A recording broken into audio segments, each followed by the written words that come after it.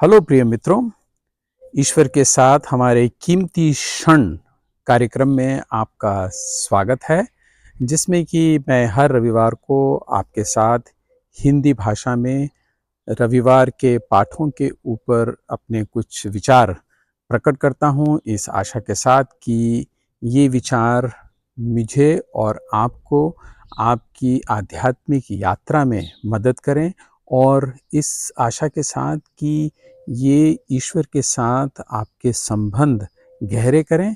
और अगर ईश्वर की कृपा हमें अनुमति देती है और कृपा और देती है, तो हो सकता है कि हम ईश्वर के साथ एक गहरी मित्रता भी बना सकें।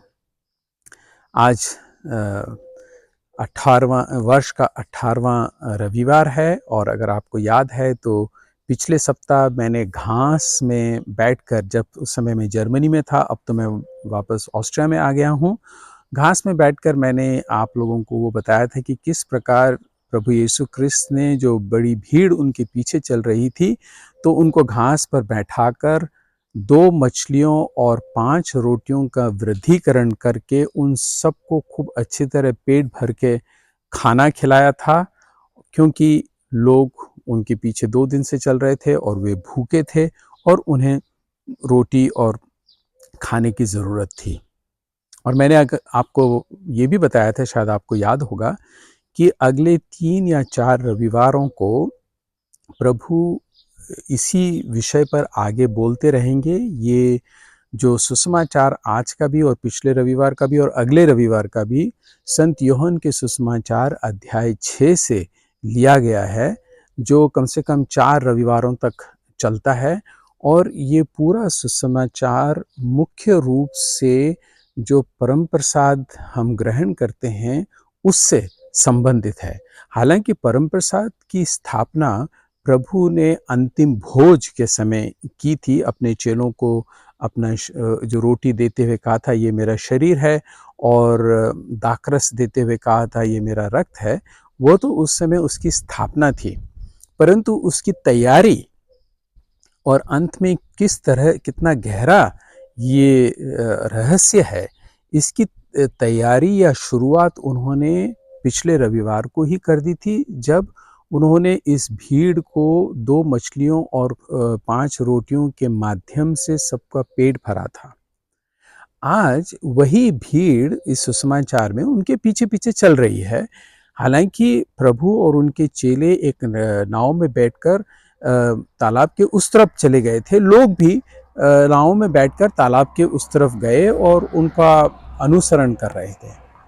अब ये मुझे मालूम नहीं कि प्रभु या चिड़चिड़ाहट की वजह से, या लोगों को एक चुनौती देना चाह रहे थे, उनको कुछ सिखाना चाह रहे थे, किसी भी कारण से उन्होंने एक बात कही जो अगर मैं उस भीड़ में होता तो शायद मुझे ये बात अच्छी नहीं लगती। वो बात ये थी, जब प्रभु ने लोगों की भीड़ को देखा तो उन्होंने भीड़ से कहा कि तुम लोग मेरे पीछे इसलिए नहीं आ रहे हो कि तुमने मेरे महान कार्य देखे हैं या मेरी बातें तुमको पसंद आई है, पर इसलिए कि तुमको पेट भर के खाना मिला था।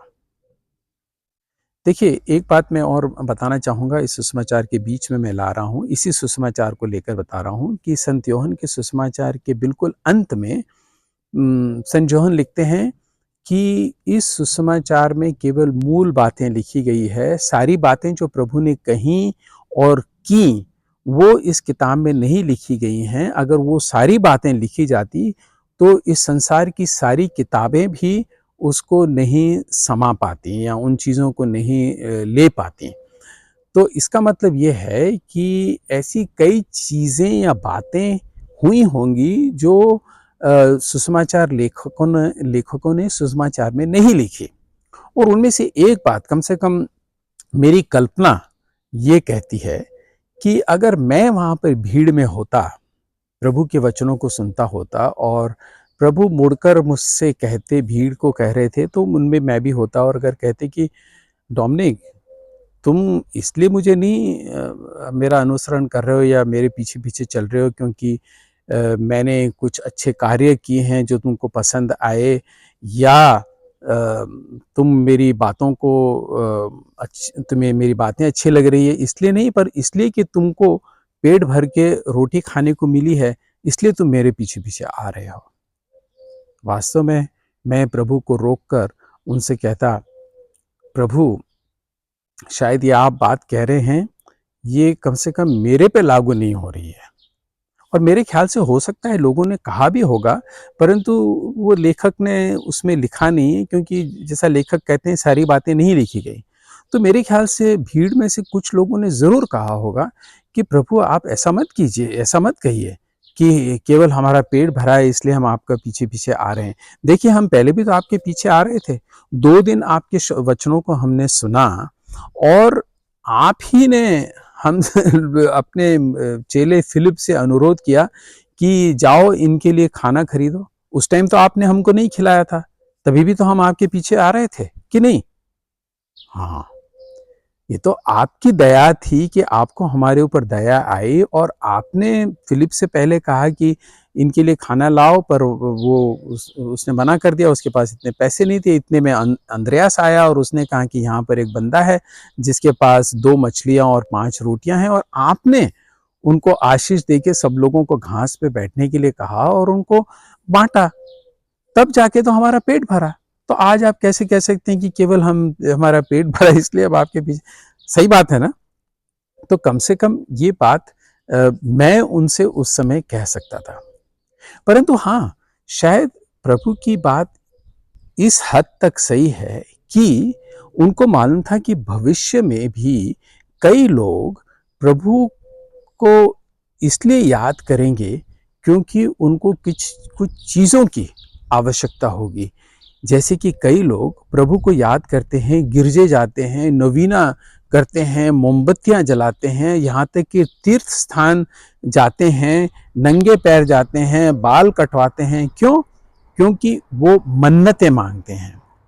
ईश्वर से उनका संबंध केवल मन्नतों तक सीमित है, यानी कि वो ईश्वर से कुछ पाना चाहते हैं और ईश्वर से पाने के लिए वो खूब ईश्वर की आराधना करते हैं, उनकी प्रशंसा करते हैं, उनकी महिमा करते हैं या गाने गाते हैं।